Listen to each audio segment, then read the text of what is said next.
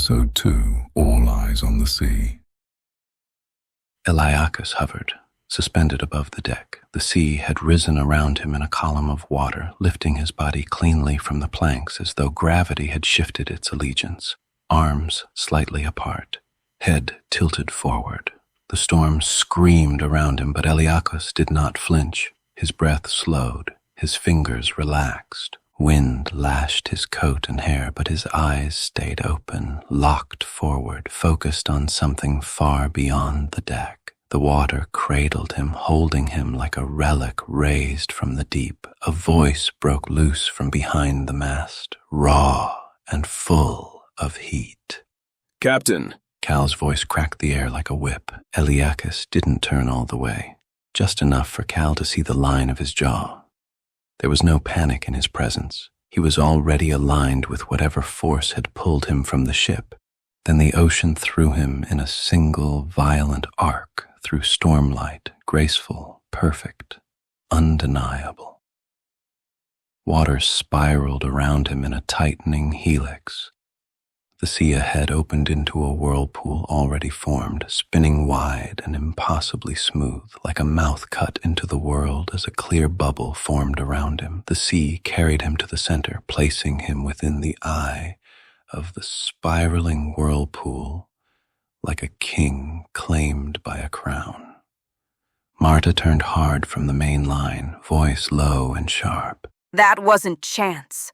That was a choice." Tide stood still at the starboard rail, knuckles white on the wood. His lips moved without sound, reading currents even now. The sky exploded. A full bloom of white light wiped the horizon. Cal blinked through the glare, teeth clenched, salt stinging his eyes as the commotion settled and cleared. With that, the storm was gone. All that seemed to be left was stillness. The wayward star rocked gently, her hull moaning under the absence of pressure. Water slid. From her deck in long, quiet rivulets, ropes sagged as the sails hung like exhausted lungs. Every man on deck froze. They stared across the water like it had changed species. Eliakis hung inside the bubble, spinning, descending, drawn downward by the whirlpool's pull. Saint whispered something in Old Valen under his breath. Tide closed his eyes for a beat, then reopened them and braced. Cal forced air into his chest and stepped forward, shoulders squared. "Lines! Get the—" The sea struck with a wall of water that surged up beneath the wayward star, smooth and fast. It hit, clean and vertical. The ship jolted as men flew overboard. The crew were all thrown like dice across a table. Cal's boots left the deck. He hung in the air for merely a breathless second, weightless, powerless, then slammed into the ocean so hard his vision went slightly black around the edges. Salt burned his throat as he surfaced. Around him was pure chaos as the sea snapped boats loose from their mounts. Ropes whipped the air. A broken oar flew past his head. Sparrow yelled something from somewhere in the water. Marta was already kicking toward a deckhand, grabbing him by the arm and hauling him to a floating plank. Saint grabbed another man by the collar and flung him into a half-flooded lifeboat. A beam cracked and dropped. Yara surfaced nearby, blood streaking her cheek, her arms moving with tight precision as she dragged a stunned sailor toward a hull fragment. Cal's breath came in gasps. Then he saw it. The sea lifted again. It lacked rage, but more precisely it moved with intent. The water beneath the boats rose as it guided. Men who had been sinking surfaced with wide eyes, rising as if hands had formed beneath their backs.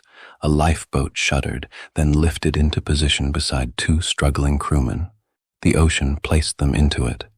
Another man gasped as his legs were swept upward, pressed toward a rope he could grab without reaching. Cal stared at it. The sea was helping them, because it had decided to.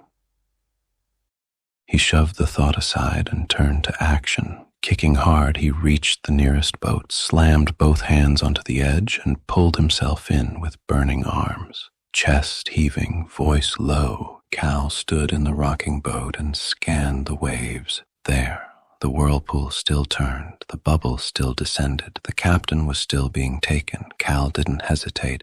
Row to him. Oars dropped into the water, wood creaked, men bent low and pulled, muscles straining, jaws tight. The boat surged forward, then slid sideways. The current corrected them in a way that was smooth and exact. Cal snarled. Again, row! Again they pulled, again the sea refused, with undeniable precision as they were being redirected. Cut across. Cal shouted, pointing toward the arc of the whirlpool. Angle left. Marta adjusted. Rafiki leaned into his stroke. The boat responded, angled properly. For a breath, it moved true. Then the sea curved them off again. Tide's boat slid up alongside Cal's. Cal! He shouted. We're being pushed. Cal's eyes locked on him. Where? Tide planted a palm flat on the boat's edge, feeling the pull. It's too soon to be sure. It looks as if she pulls toward Bimini waters. It's sending us east. Cal's heart pounded once, heavy. Bimini, marked, real, survivable. He turned to the men still rowing, every one of them soaked, shivering but still moving. The whirlpool shrank in the distance. Heliacus still turned at its heart, still sealed in that impossible sphere, still untouched. Saint stared at it as if a church had risen from the ocean. Sparrow spat water and looked away. Cal exhaled, shoulders locked. This was no storm. This was a will. He raised his voice, not as comfort, as law. We stay tight. We hold formation. The men answered with motion, hands on wood, oars reset, breathing steadied. Cal watched the wayward star in the distance. She rose on a final swell, larger than any before it. Her hull lifted cleanly, and their ship was being carried. Then she began to move, toward the whirlpool, toward the captain. The cruise boats rocked in the wake, drawn into loose alignment. The water shaped their course as if by unseen hands had pushed and placed them with pure intention. Cal didn't resist it now.